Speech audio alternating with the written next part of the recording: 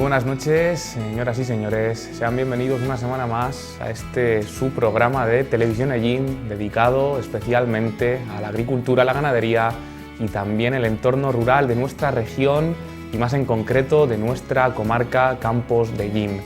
Primer programa del nuevo año y qué mejor manera de empezar 2020 que recordando algunos de los reportajes más interesantes que nos ha dejado este año. No se lo pierdan, sean bienvenidos a Abriendo Campos. Hoy repasamos algunos de los mejores momentos de 2019.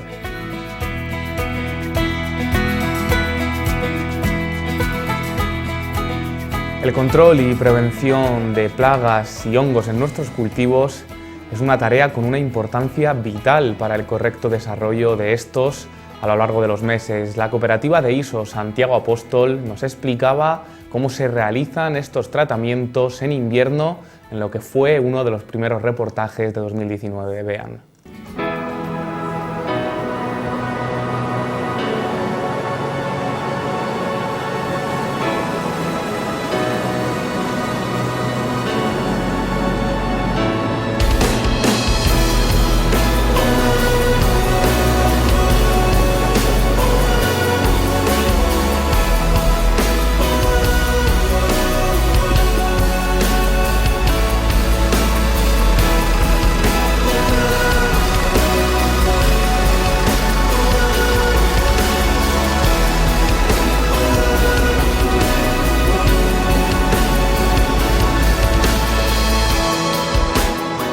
Ahora mismo en invierno, en esta parcela de ecológico, se hace un tratamiento que quizás es uno de los más importantes que se hacen en ecológico, que es un tratamiento con polisulfuro de calcio, ¿vale? Dentro de lo que son los tratamientos de ecológico, están muy limitados porque hay muy pocos productos que se puedan utilizar en ecológico y este es uno de ellos. Este tratamiento consiste en aplicar polisulfuro de calcio, que ¿qué es lo que hace? Se aplica sobre madera y es un producto, como todos los productos que se utilizan en ecológico, es un producto de contacto y lo que hace es aplicarse sobre la madera y el producto lo que hace es que se coja una alta temperatura para intentar llegar a los huecos de la madera, que es donde va a haber pupas, va a haber huevos y va a haber esporas de hongo que están pasando el invierno ahí, con lo cual lo que hacemos es, al aumentar tanto la temperatura, destruirlos y que no, a posteriori no tener esos problemas con esas plagas.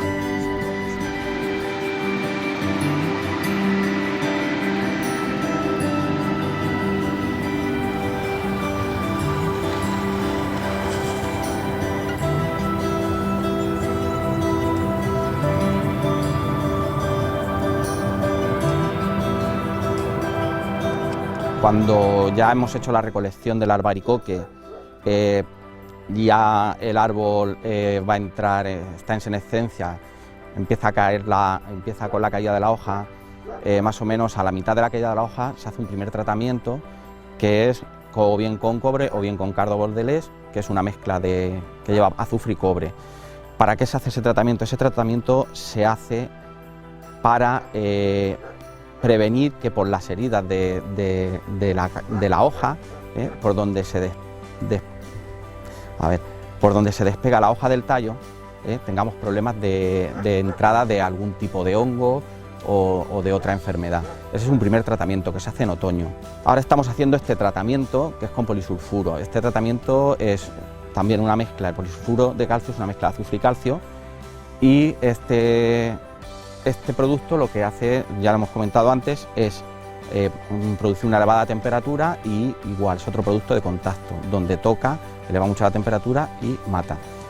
Y luego, entre este tratamiento y el siguiente tratamiento de invierno, debe pasar sobre un mes, ¿vale? Este tratamiento también es muy importante hacerlo ahora, que es cuando la yema está parada, está dormida, no se ha hinchado aún la yema, porque quema y podríamos tener problemas de quemar yema.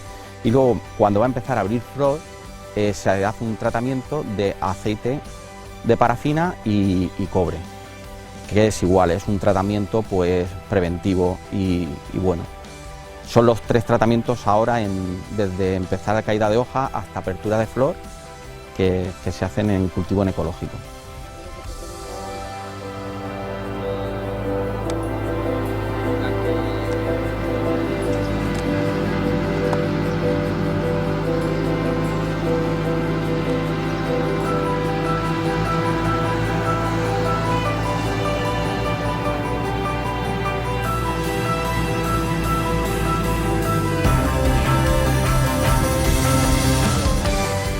En cuanto a plagas y enfermedades que ataquen al albaricoquero, en ecológico, igual que en convencional, pues podemos tener problemas de monilia, ¿vale?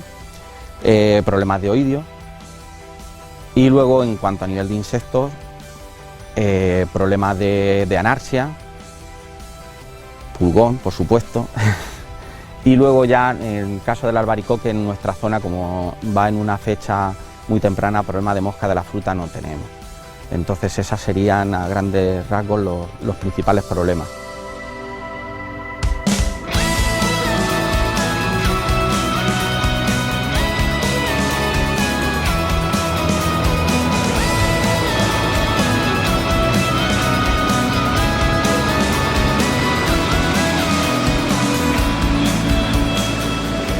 Vamos a ver, los productos que se utilizan en ecológico, como hemos dicho antes, son productos de contacto. Es decir, que cuanto más tiempo permanezcan en la planta, mayor efectividad van a tener. Si tenemos, por ejemplo, un día con viento, la aplicación no va a ser efectiva. O si tenemos que hemos aplicado un producto y llueve a las pocas horas, al no haber una asistemia, es decir, que el producto se distribuya por la planta, como pueden ser los productos, muchos de los productos que se utilizan en agricultura convencional, en ecológico eso no pasa. Entonces eso limita mucho el poder del producto, el tratamiento, la efectividad del tratamiento, con lo cual debemos de tener en cuenta cuando lo hacemos. Debemos tener en cuenta lo que son las temperaturas, el tema del viento y la posibilidad de que haya unas lluvias. Eso es muy importante, porque al ser productos de contacto, cuanto más tiempo pase en la planta, pues mayor efectividad van a tener.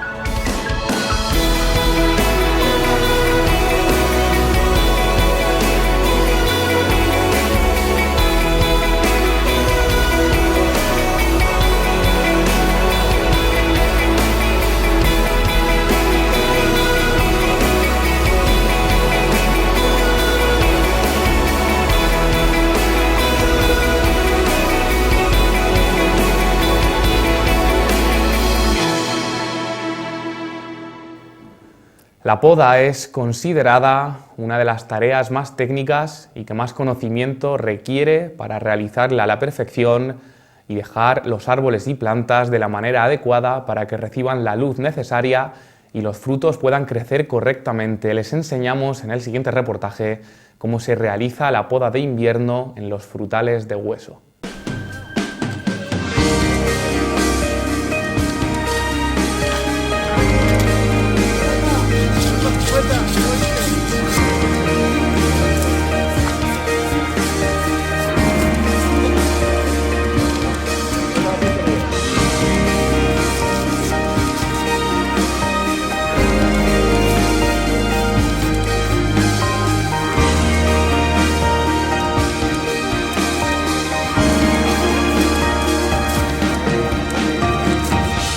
Pues estamos en Iso, en Albacete, y estamos haciendo la poda de invierno de chato, que esto es chato, es una variedad de paraguayo que normalmente pues, se poda en estas fechas para hacer renovación de tallos, para quitarle tallos, porque si dejas todos los tallos el fruto se queda pequeño, no crecería, la floración sería más escasa y lo único que hacemos pues despejarlo un poco para que se quede más o menos curioso y quitarle todo lo seco, todo lo que está mal, todo lo viejo y dejándole pues, los tallos nuevos que tengan borrón, que es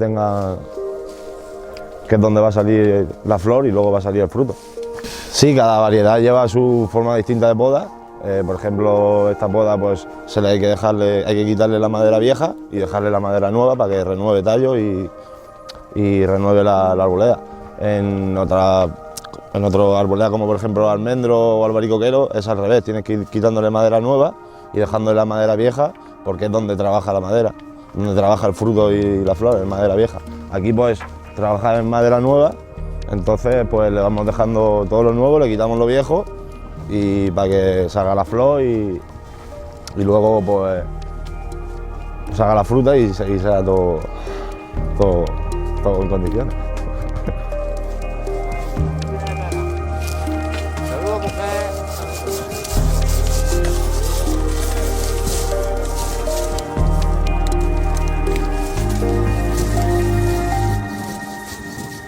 tener distinta? Sí, si va para conserva normalmente se suele dejar más tallo, se suele dejar mucho más tallo porque como da igual el tamaño, al ir para conserva normalmente no quieren tanto tamaño, quieren un tamaño mediano, un tamaño estándar como diríamos, y normalmente cuando quieren fruta buena para mercado pues se deja menos tallo para que sea más calidad de fruta y salga mejor. También en el clareo, depende del clareo, si en el clareo quitan más o quitan menos, normalmente si quitan más el fruto será más gordo, si quitan menos pues será de menor tamaño, que en caso de conserva sería así, dejando más piezas de fruto y más piezas de tallo. Normalmente es necesario podar todos los años, porque si le vamos dejando todas las ramas, se va ramificando, normalmente se va creando sombra arriba y por abajo se te van secando, y una vez que el tallo se te seca ya no sirve.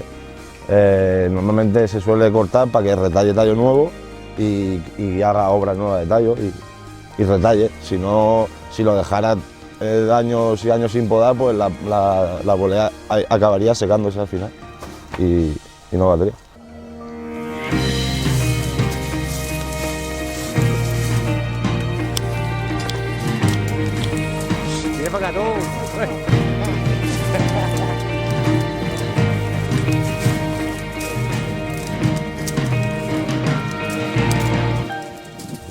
Normalmente va por las variedades de la recogida.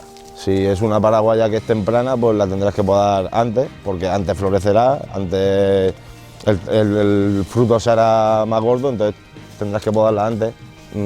Pero siempre varía entre pocos meses, suele variar. Siempre las herramientas tienen que ir bien afiladas, porque es más probable que te cortes con una herramienta que esté sin afilar que a que esté afilada. Luego también pues el tema de llevar cuerda en los bancos para que no se te abra y te puedas caer. Normalmente pues llevar cuidado pues que no te corte y pues también el aire, pues si hace mucho aire tienes que llevar cuidado por las ramas a la hora de que la corte y se caiga o se le caiga a un compañero, pero hay que llevar cuidado normalmente. Pues aquí vamos a hacer una pequeña muestra de cómo lo que querríamos, los tallos que querríamos dejar para la poda de invierno de paraguayo. Normalmente aquí se dejaría una salida en tallo nuevo siempre y bajaríamos para abajo limpiando. Se quitan los tallos viejos y se dejarían los nuevos. Esta es madera, este es tallo nuevo, pues quitaría el viejo. Si son muy largos se suelen pinzar para que luego cuando coja peso no se quiebre el tallo por el peso de la fruta, y quitaríamos los secos, pintaríamos y más o menos que se quedara pues todo en un pequeño orden, siempre renovando, dejándole pues tallos nuevos de fruta, que es donde luego va a echar la flor y va a echar el fruto. Normalmente vamos renovando, se va quitando, suele dejar 2 tallos en uno, depende del hueco de la rama, como lo que le quieras dejar. Normalmente estos no son para conserva y siempre pues tiene que tener su espacio y que no esté muy lleno de tallos. Y en básico pues son estos tallos los que dejan la fruta y son los que tendríamos que dejar. Normalmente voy a hacer 10 años, pero en el campo es un trabajo que siempre se suele aprender, porque siempre hay gente que tiene más experiencia que tú, más años que tú, te puede enseñar de otra manera, porque hay muchas formas y en el campo siempre se aprende, nunca se deja aprender. Por ejemplo, en la región de aquí de Albacete y de Murcia, normalmente es donde más trabajo y salida hay, es lo que más se estila ahora mismo, que es la agricultura, y es con lo que más juega la comunidad. Entonces pues antes era la construcción y ahora pues la agricultura está en su auge y decidimos la agricultura y aquí estamos. Bueno, pues aquí se ve toda la leña de la poda de invierno, que normalmente la solemos echar al centro de la calle para que sea más fácil luego para el tractor, para para la picadora, que la pica la leña, o en muchos sitios la sacan y la queman. Y pues normalmente la solemos echar al centro para que sea más fácil, luego no se enreden las gomas, también haya que volver a ponerla y quitarla, etcétera. Y normalmente la suelen picar o la suelen quemar. Normalmente la suelen picar todo, si son ramas muy gordas, pues en todo caso las sacarían fuera primero y luego dejarían las más pequeñas para picarlo. Pues estas son las ramas que suele picar la picadora una vez que ya hemos podado la poda de invierno, y el resultado sería este. Lo dejaría todo triturado y estas mismas raíces servirían de abono para la tierra normalmente es mejor triturarla que quemarla para el medio ambiente, para la contaminación por los humos, etcétera. Y en general pues así se quedaría el campo ya limpio, podado y con la picadora ya pasada. Trabajar al aire libre también se sufre, porque cuando llueve pues te mojas, si hace aire lo pasas mal, si hace frío o si hace calor, sobre todo en verano, cuando peor lo pasamos. Pero sí, es distinto, no estás encerrado en una fábrica, en un almacén. Aquí pues siempre hay alguna broma o algo, pero sí, el trabajo, pues, al que le gusten los árboles y le guste pues, ver cómo forma un árbol, ver cómo crece, ver cómo luego lo llevas a tu sitio, pues luego es una satisfacción que al que le gusta de verdad, pues lo valora.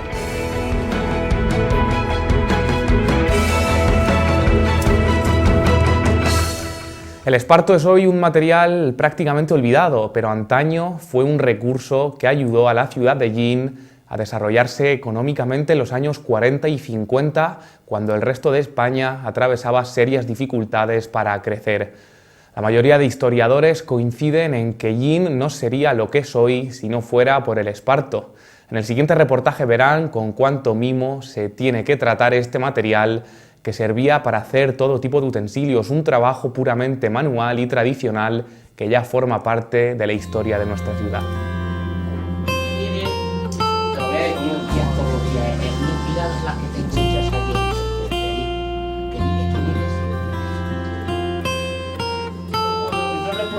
Los tenticos esos, porque esto es un adiós.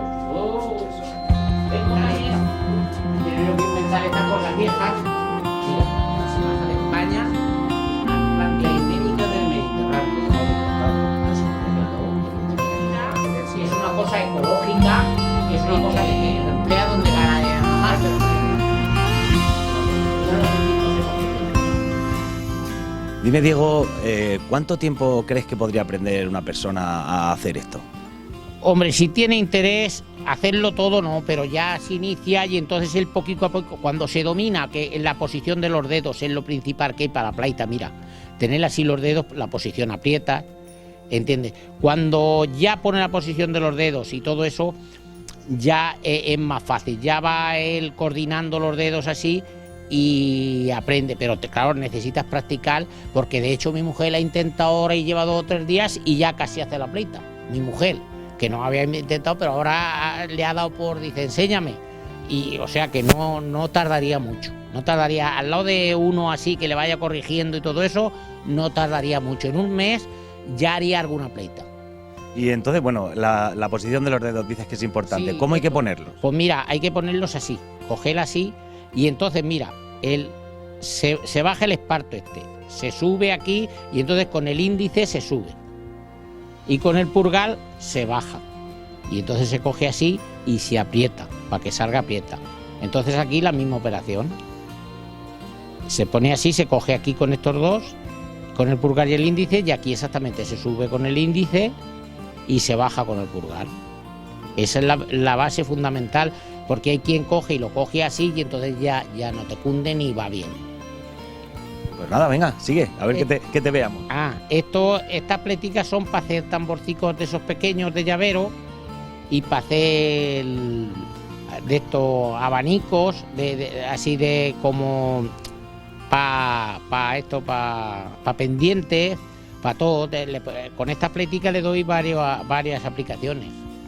Esta es lo mínimo porque la pleita, para ser pleita es que muchos le dicen pleita a todo. El recincho empieza a partir de 11 para abajo, 11 ramales para abajo. Los ramales pueden ser, como esto es de uno solo, hasta de 3 espartos, de 4, de 5, pero la pleita empieza a partir de 13 ramales. 13 ramales.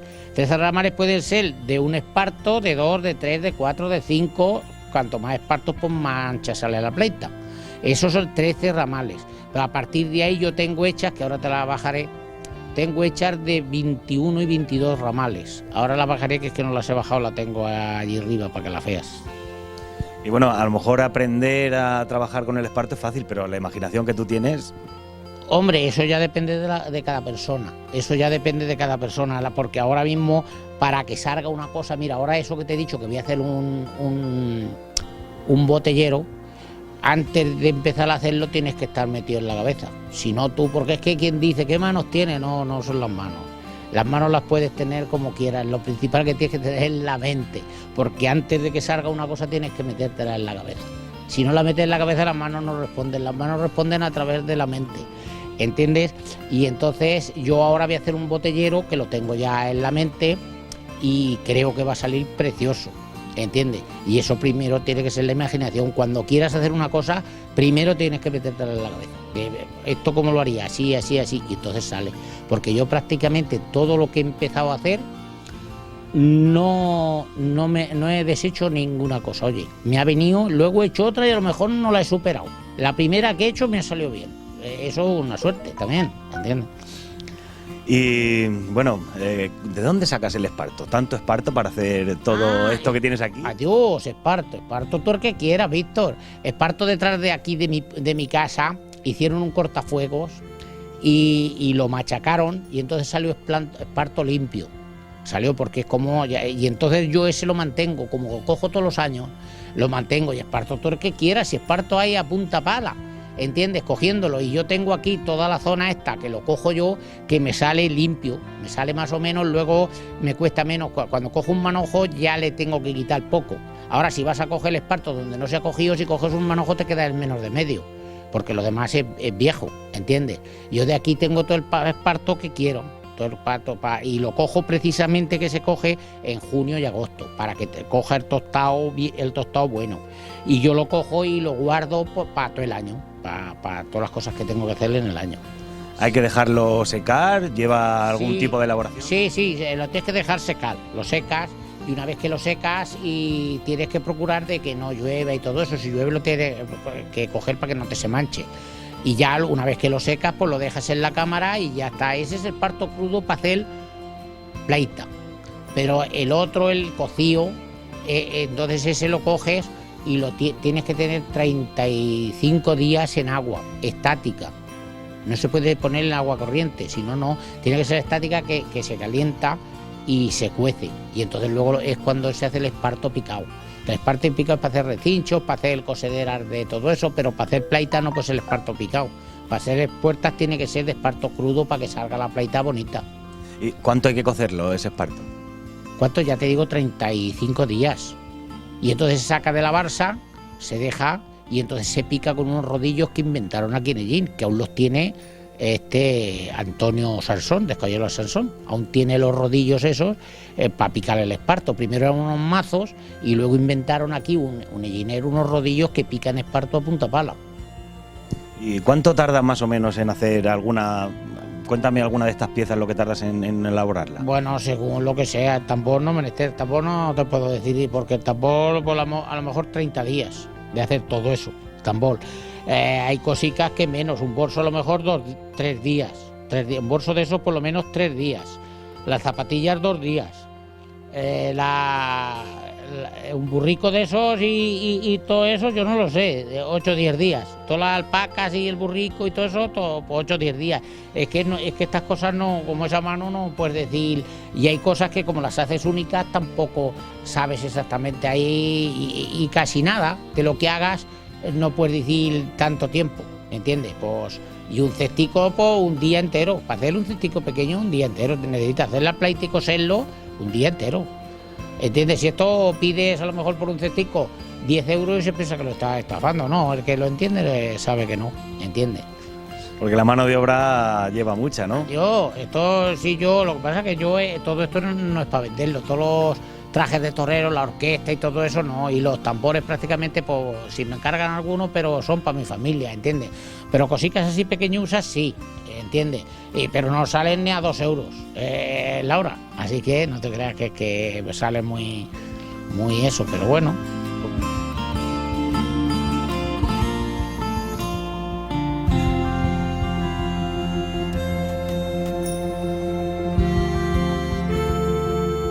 Bueno, estos son campos de Castilla-La Mancha. Castilla-La Mancha, como sabes, el Quijote, el Sancho, los molinos, 2 cabras aquí peleándose, 2 cabras peleándose aquí.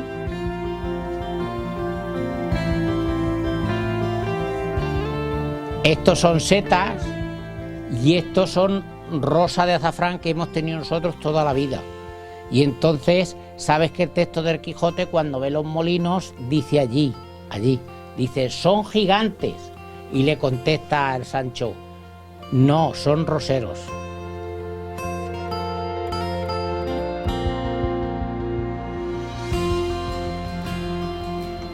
Esto es un parapente.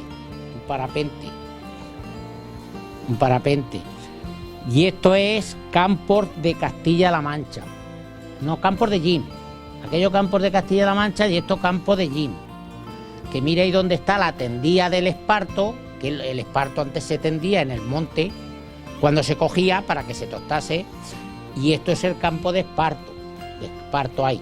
Mira el espartero ahí con el palillo, ahí cogiendo esparto, en todo el monte. Y aquí el burro que ha subido a la tendía y se ha cargado de esparto. Y lo lleva el arriero, lo lleva de ramal, para bajarlo por el sendero ese que hay ahí. Y este es el tren cargado de cofines de esparto y la prensa de cofines de esparto, la prensa. Y aquí es donde están todas las manás que ha cogido el espartero, las tiene ahí, que luego las va recogiendo. Y esto es una viña espaldera.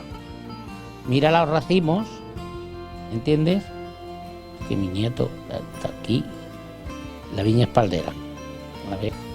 Pues Diego, muchísimas gracias por habernos enseñado este oficio, este noble arte que se está perdiendo y gracias a gente como tú, pues aún se reivindica, ¿no? Vale, pues gracias a vosotros por venir.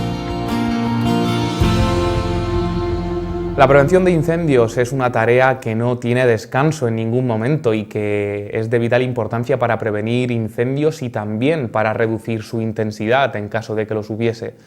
El personal de Infocam nos atendía para enseñarnos cómo son las tareas de prevención que se realizan en nuestros bosques durante estos meses de invierno.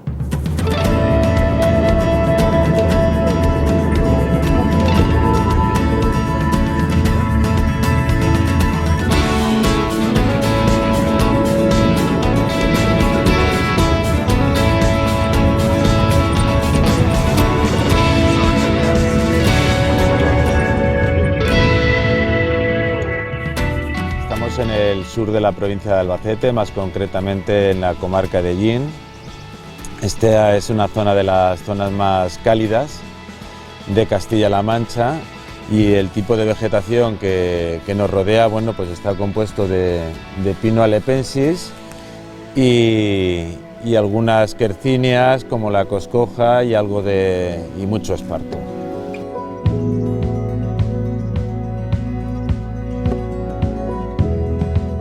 Estas obras se ejecutan en base a una planificación que es regional, una planificación provincial y luego una planificación comarcal que está sujeta a lo que se denomina un plan de defensa contra incendios forestales.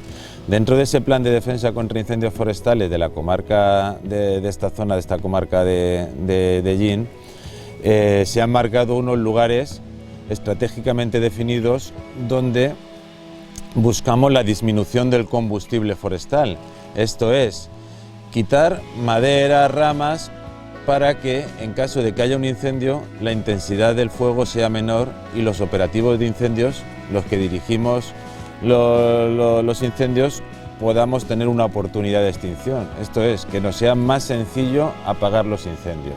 Estos lugares no se eligen al azar, sino que están, como ya he dicho antes, planificados en base a criterios de conocimiento científico. Aquí lo que estamos haciendo es un área de contención. En principio es bajar la densidad del arbolado para que si alguna vez viene un futuro fuego, que se pueda una zona de oportunidad para intentar controlarlo. Se trata de dejar una densidad de unos 150 a 180 pies por hectárea en esta clase de trabajo. Normalmente se realiza una poda, un clareo y luego un acordonado que posteriormente vendrá una máquina trituradora y dejará al suelo mineral. Bueno, lo primero, cerca de los núcleos de población, una de las prioridades nuestras como responsables de la extinción de incendios forestales y de la prevención es la seguridad de las personas. En base a nuestros estudios hemos visto que debemos quitar esa parte de ese combustible forestal, aclararlo y reducir la cantidad de vegetación que existe para que la intensidad de la llama sea menor y no haya una afección a la población. En los caminos es un tema similar, pero además constituye una barrera natural para los incendios que ya está hecha. Por lo tanto, tenemos transitabilidad, podemos tener penetrabilidad, podemos llegar rápidamente a una zona en unas condiciones seguras. También es verdad que en las carreteras, pues bueno, al reducir la cantidad de vegetación y combustible, pues reducimos la peligrosidad de los conductores o de los vehículos que transiten. Es un tema que combina seguridad con eficiencia y eficacia en las operaciones de extinción de incendios forestales. Bueno, pues como podéis ver aquí hay una zona sin acordonar y esta es la zona que posteriormente se acordona y se queda hechos los cordones para que posteriormente la máquina los triture. Aquí concretamente el camino este lo vamos a utilizar de eje transitable. Los pinos se dejan más claros, que conforme va hacia la masa, hacia adentro, se van dejando un poco más espesos, pero aquí a la orilla del camino se deja bastante separación y luego se subirá con una telescópica la altura del arbolado también. Entonces aquí nuestra época de riesgo es en la época de acumulación de sequía y calor. A mayor calor y mayor sequía, los incendios adquieren unas dimensiones mayores. Los incendios es algo que es un proceso natural, pero que nosotros tenemos que intentar reducirlo en base a nuestro sistema de extinción y en base a nuestros operativos.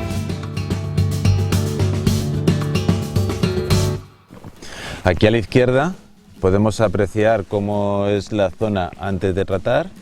Vemos el pino con ramas hasta el suelo y una cantidad de pies por hectárea o de número de árboles mucho más elevado que donde después del tratamiento.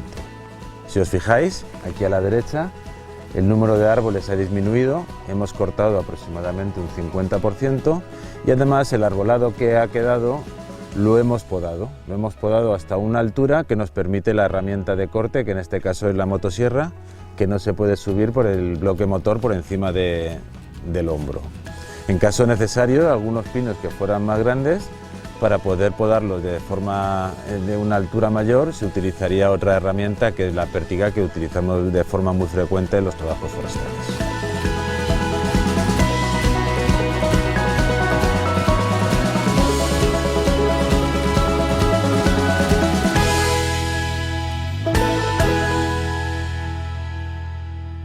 ¿Por qué son trabajos para incendios forestales?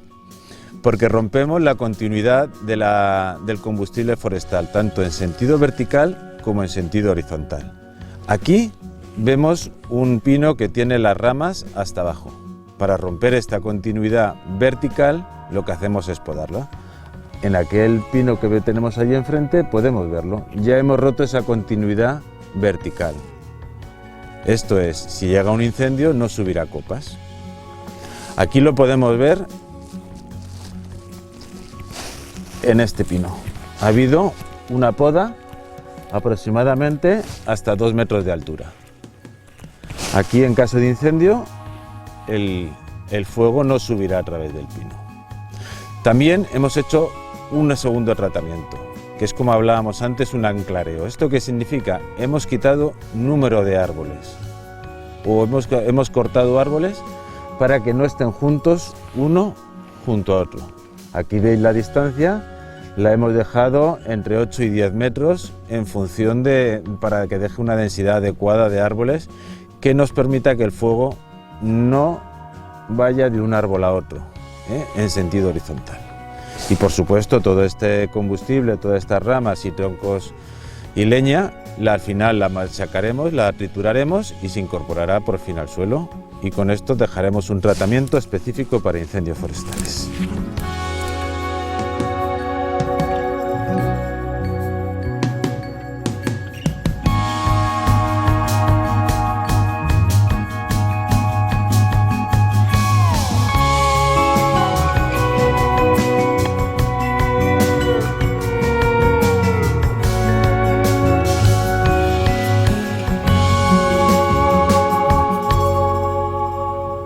Sí, bueno, evidentemente los recursos son los que son escasos, pero bueno, creo que ahora mismo hay un esfuerzo muy grande, hay una inversión que en la provincia se acerca a los 7 millones de euros, hay alrededor de 400 personas en la empresa pública GEACAN y unas 100 personas o algo más de funcionarios que se dedican, entre agentes medioambientales y técnicos de la administración, técnicos de prevención y extinción, que se dedican a la extinción de incendios forestales. Es una inversión muy grande y, como todo en la vida, puede siempre hacerse más grande, pero bueno, está dimensionada de una forma, creo que desde mi criterio, bastante correcta. Habría que mejorar algunas cosas, pero bueno, es relativamente adecuada a nuestro territorio.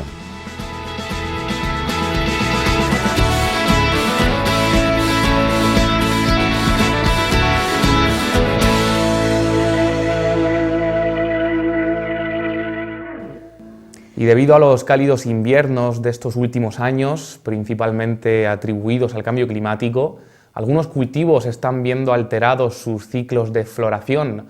Muchos almendros de nuestra zona comenzaron a florecer más temprano de lo normal debido a las temperaturas altas del pasado invierno.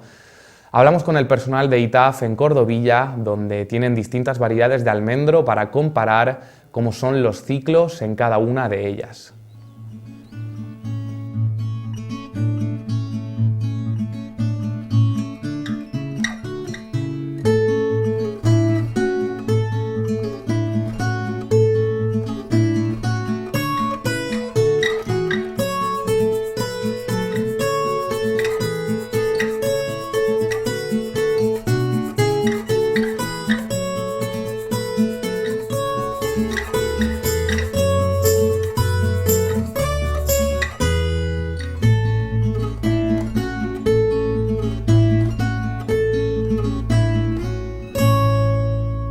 Bueno, pues estamos en una parcela que está gestionada por el ITAF y contamos con una colección de variedades de almendro y de albaricoque. ¿Cuál es el objetivo de esta parcela? Pues hombre, nosotros también tenemos una colección de almendros también en la finca de Las Tiesas, que está en Albacete, pero lógicamente el clima que tenemos en Albacete no es el mismo que tenemos en esta zona del Levante. Entonces, con el fin de contrastar todo ese material vegetal, todas estas nuevas variedades que han surgido últimamente en el almendro especialmente, y contrastarlo con el material autóctono que nosotros tenemos. El material autóctono son las almendras, las variedades estas tradicionales que siempre hemos tenido, pues aquí las tenemos todas y con el fin de compararlas bajo una ecología idéntica.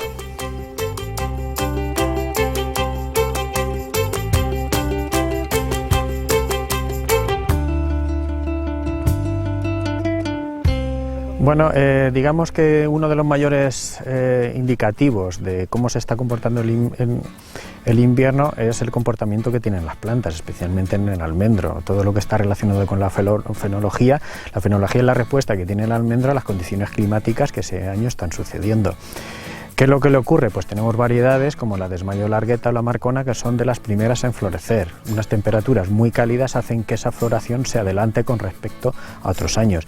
Este año la floración con respecto al año pasado podemos hablar de 2 y 3 semanas de diferencia con respecto al año pasado. Todo lo que sea florecer más tarde implica un menor riesgo de heladas. Una variedad que florezca en el mes de marzo, estadísticamente sabemos que en el mes de marzo tenemos menos riesgo de heladas que en el mes de febrero. Por tanto, una variedad que florezca cuanto más tarde, menor riesgo de heladas. Eso es el principal objetivo que están teniendo los nuevos mejoradores de almendro, es decir, retraso en la floración como defensa contra el riesgo de heladas. Bueno, pues aquí estamos viendo una variedad tradicional cuya principal característica es que se encuentra ahora en plena floración. Aquí tenemos todas las flores, estamos viendo las abejas como están en su labor de polinización. ¿Y qué es lo que ocurre? Pues en esta época estas variedades son bastante sensibles a una helada primaveral. En contraste, por ejemplo, con estas variedades de última generación, y estamos viendo como aquí todas las yemas, que esto van a ser futuras flores, están todavía cerradas. Esto implica que ahora mismo la resistencia que nosotros tenemos para las heladas es mayor. El mismo hielo, a lo mejor en esa variedad que está en floración se puede llevar el 50% y aquí prácticamente esta variedad apenas ni lo notaría, con lo cual últimamente casi todos los agricultores están apostando por estas variedades de floración tardía.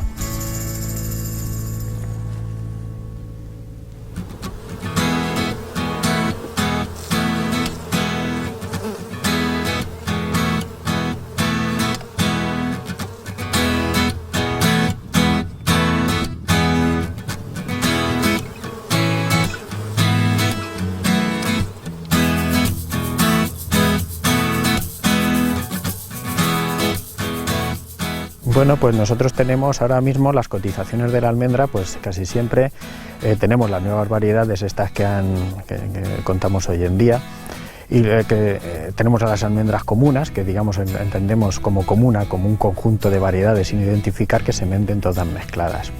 Siempre, tradicionalmente, por supuesto, la almendra que más se cotiza es la ecológica, por ese valor añadido que tiene ese sistema de cultivo.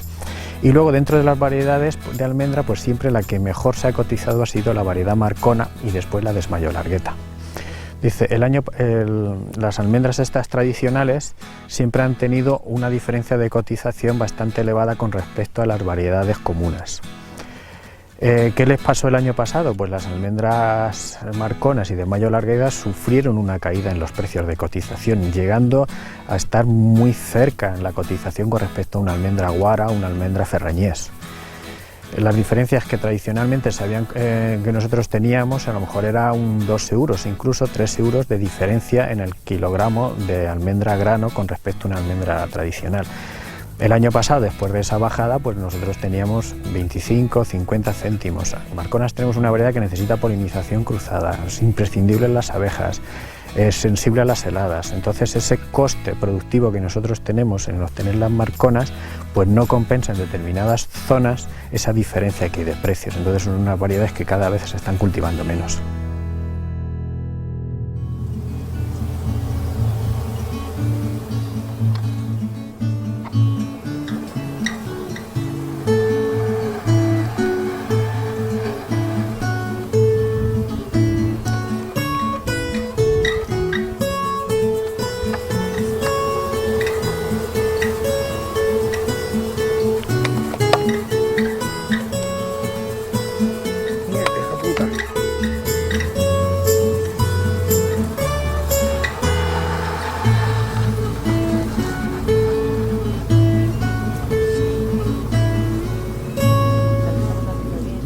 Bueno, el tema de las abejas, yo creo realmente que no somos conscientes de la importancia que tienen las abejas. Las abejas ahora mismo, por decir un dato genérico, 1/3 de la producción agrícola mundial depende de las abejas. Es decir, si no existieran las abejas, ese 1/3 de producción agrícola desaparecería porque necesitan polinizarse a través de estos insectos. Ahora mismo las variedades tradicionales, como la Marcona, no se puede polinizar con su propio polen, es decir, necesita polen de otra variedad. Sin abejas no tenemos producción de almendras, especialmente estas que necesitan polinización cruzada. Luego han venido estas variedades de última generación, por así decirlo, que son autocompatibles. Autocompatibles quiere decir que su propio polen se puede polinizar, pero eso no implica que nosotros que tengamos ya que renunciar a las abejas. Las abejas favorecen ese movimiento de polen incluso a través de la propia variedad. Por tanto, una de las características y una de las cosas que más tenemos que tener en cuenta es que haya abejas en nuestra plantación. Pero sí que en países muy productores como en Estados Unidos, ellos sí que son conscientes de la importancia de las abejas y lo tienen como un gasto más en los costes de cultivo.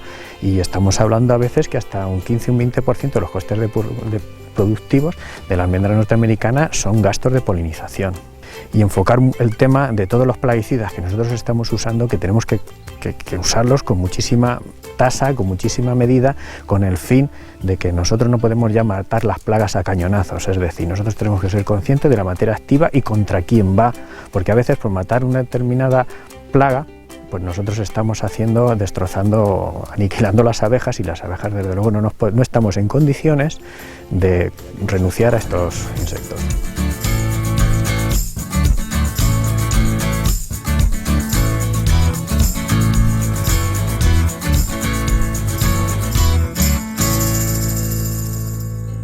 La avispilla se puede tratar a través de plaguicidas, pero no podemos estar echando plaguicidas continuamente, hay que echarlos en un momento específico. Nosotros ahora mismo podemos utilizar un insecticida contra la avispilla, que en esta época no vamos a hacer nada. Ahora mismo la avispilla se encuentra dentro de los frutos, dentro, y está protegida de tal manera que nosotros ahora tratamos y no le estamos haciendo absolutamente nada. ¿Cuándo se trata la avispilla? Pues después, cuando la avispa emerge de lo que es el fruto, emerge a través de lo que es el fruto que se ha quedado momificado en el año anterior, entonces sale, y en estado adulto, cuando está en vuelo, que es cuando ellos empiezan otra vez, los machos y las hembras, la cópula, ya a hacer una nueva generación, y hacen la puesta en los pequeños frutitos, es cuando nosotros tenemos que ejercer nuestros tratamientos insecticidas. Fuera de esa época no sirven para nada. Entonces hay que estar muy pendientes cuando empiecen los primeros vuelos de la avispilla para aplicar nuestros tratamientos. Es muy difícil hacer un solo tratamiento y acertar en ese momento, entonces lo recomendable es hacer 2, incluso hasta 3 tratamientos, con el fin de cubrir todo el ciclo. Bueno, en el caso de cómo se sabe, digamos que eso depende un poco de las temperaturas. Siempre tenemos que estar pendientes, por ejemplo, que en determinadas zonas, según las zonas, pues a lo mejor en la provincia de Albacete puede ser a finales de marzo, a principios de abril, dependiendo siempre de cómo vengan las temperaturas. Este año, que tenemos unas temperaturas más cálidas, se espera que la avispilla emerja un tiempo antes.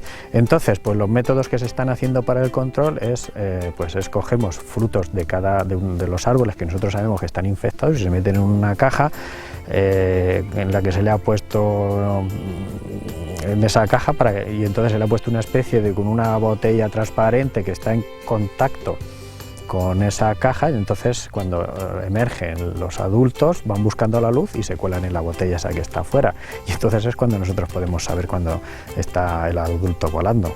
Y después también estar pendiente de las estaciones de aviso y de que la gente también, cuando empiecen los agricultores a decir que en tal sitio ha aparecido, nosotros ya tengamos preparado nuestro producto y nuestro atomizador para empezar a hacer los tratamientos. No olvidemos que yo a lo mejor puedo hacer un tratamiento, pero si el de la finca colindante no ha hecho ninguno, pues ahí van a estar tranquilamente la avispilla, y entonces, claro, tienen que ser tratamientos integrales y por toda la zona para que sean realmente efectivos.